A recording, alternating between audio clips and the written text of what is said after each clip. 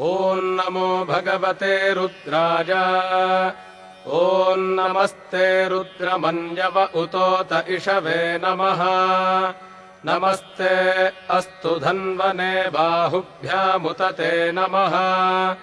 यात इषुः शिवतमा शिवम् बभूव ते धनुः। शिवा शरव्या जातवत जानो रुद्रमृडजा। या ते रुद्रशिवा तनूरघोरा पापकाशिनी।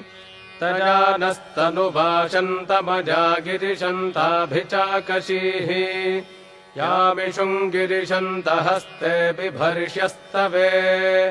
शिवाङ्गिरित्रताम् कुरु माहिगुंसीः पुरुषम् जगत्।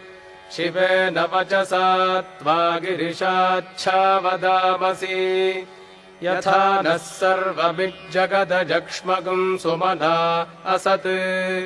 अध्यवोचदधिवक्ता प्रथमो दैव्योऽभिषक्।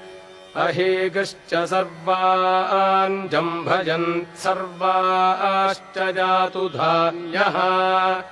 असौ यस्ताम्रो अरुण उत बभ्रुः सुमङ्गलः।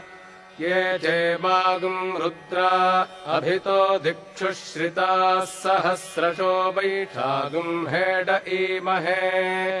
असंयो वसर्पति नीलग्रीवो विलोहितः। उतैनम् गोपा अदृशन्नदृशन्नुदहार्यः। उतैनम् विश्वाभूतानि सदृष्ट